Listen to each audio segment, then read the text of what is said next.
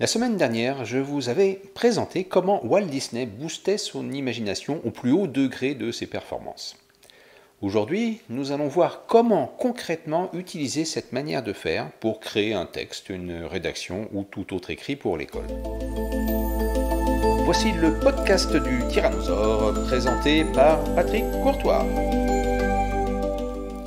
Pour mémoire, Walt Disney pouvait travailler avec trois types de personnalités très différentes. La première personnalité, celle avec laquelle tout commence, était ce que Robert Dilts a appelé le rêveur. Le rêveur, c'est la personnalité qui crée, sans limite, en utilisant toute son imagination. Après le rêveur vient le réalisateur. Le réalisateur, c'est celui qui transforme les idées du rêveur en production matérielle. Et en dernier lieu vient le critique. Le critique, c'est la personnalité qui prend un peu de recul par rapport au projet et qui surveille que le projet reste faisable et réalisable. Et si vous voulez avoir plus de détails sur la manière que Walt Disney utilisait, je vous conseille simplement d'écouter le podcast précédent dans lequel j'explique tout en détail. Alors maintenant, comment appliquer cette même méthode, cette stratégie de Walt Disney pour créer un texte pour l'école ou une rédaction pour le lycée ? L'idée générale est de se mettre dans la peau successivement de chacune de ces personnalités que je viens de décrire. Et quand je dis successivement, ça implique de ne pas mélanger les différents rôles, et en particulier d'éloigner le critique du rêveur. C'est le travers le plus fréquent.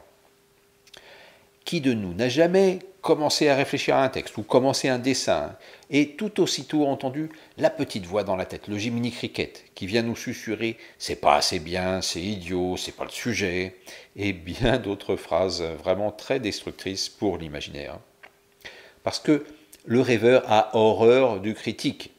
Le rêveur a horreur du critique, ça lui coupe toute son imagination, ça l'empêche d'être libre, ça lui interdit d'explorer toutes les possibilités. Alors, est-ce que ça veut dire que l'esprit critique est négatif et qu'il faudrait le supprimer ? Certainement pas.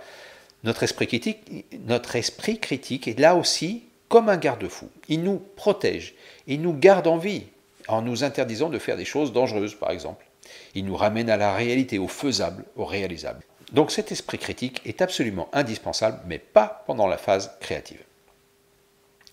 Dans ce qui suit, je vais tout vous raconter à vous, parents, et il vous faudra bien évidemment transposer ce discours pour guider votre enfant dans ce processus. Alors, allons-y.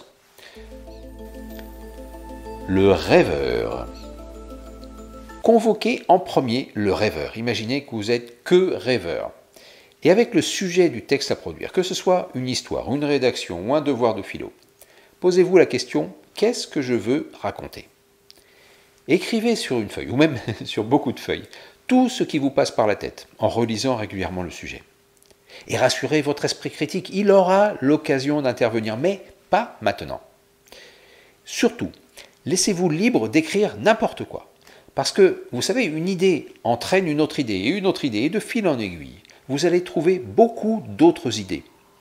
Alors, bien évidemment, une très grosse partie des idées seront à éliminer, mais vous allez très certainement trouver des idées auxquelles vous n'auriez jamais pensé en vous limitant à ce qui est raisonnable. On appelle ça aussi le brainstorming. Le réalisateur. Quand vous êtes satisfaite des feuilles remplies d'idées diverses et variées que vous avez remplies précédemment, il est temps de quitter le costume du rêveur pour endosser celui du réalisateur. Dans cette posture, reprenez toutes les idées créées par le rêveur et faites le tri. Regroupez les idées qui vont ensemble, il y en aura certainement, et puis mettez de côté les idées qui ne vont pas trop avec le sujet. Posez-vous les questions. Quelles sont les idées nécessaires ? Quelles sont les idées optionnelles ? Et quelles sont les idées qui sont en dehors du sujet ? Et commencez à organiser les idées en plans. C'est d'autant plus facile d'ailleurs qu'avec les feuilles de brouillon, vous pouvez les découper et bouger sur la table les différentes idées pour les organiser. Et posez-vous les questions. Qu'allez-vous raconter en premier ? Et ensuite ? Et à la fin ? Et par quoi vous allez conclure ? Pour cette partie, de très nombreuses aides et méthodes existent et la manière de procéder dépend aussi du type de production que votre enfant doit réaliser, que ce soit une histoire, une rédaction ou autre. Le critique. Une fois que le réalisateur a mis de l'ordre et créé le plan en regroupant les idées dans un ordre logique, c'est enfin le tour du critique d'intervenir. Pour le critique, il est nécessaire de prendre un peu de recul. Et vous pouvez même prendre du recul au sens propre, en vous levant de la chaise pour regarder plus loin par exemple. C'est une manière de dire au cerveau « je me détache du texte pour le voir d'un œil neuf ». Les questions auxquelles le critique doit répondre sont par exemple: le lecteur est-il bien guidé dans l'enchaînement des idées? Quelle est l'originalité de cette histoire? L'histoire ou le texte est-il assez personnel et reflète-t-il bien l'originalité de l'auteur? Bon, ça c'est plutôt pour les rédactions ou la philo. Que manque-t-il à ce texte? Qu'est-ce que l'on pourrait y ajouter? L'introduction et la conclusion sont-elles bien alignées, bien conformes avec le contenu? Bref, oubliez que vous êtes l'auteur du texte et lisez-le avec un œil extérieur. Et notez d'ailleurs que les questions que je vous ai posées juste avant sont toutes formulées comme si vous n'étiez pas l'auteur du texte, mais un lecteur autre. En guidant votre enfant dans ces 3 étapes clés, vous allez pouvoir lui permettre de booster, non pas son imagination qui généralement est très développée, mais booster l'utilisation pratique et concrète de son imagination pour créer un texte qui soit à la fois intéressant, bien construit, personnel et agréable à lire.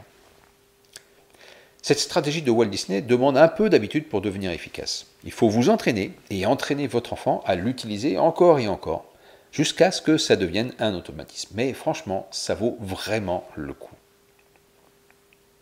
Notez qu'il est parfois nécessaire de compléter ce premier passage, ce premier tour, cette première boucle, par une deuxième boucle, rêveur, réalisateur, critique, pour aller plus loin, parce qu'il peut arriver qu'un blocage ou un problème surgisse pendant la réalisation du texte.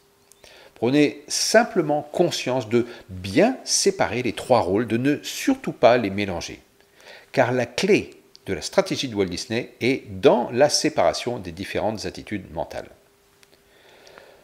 Pour terminer le texte, parce que je vous avais parlé de créer un texte pour l'école, ou pour le lycée, ou pour le collège, il restera encore une étape si on veut aller au bout de cette histoire, c'est la relecture du texte. Parce que relire demande aussi une certaine stratégie, et c'est pour ça que dans un prochain podcast, la semaine prochaine, je vous parlerai de la relecture. À bientôt.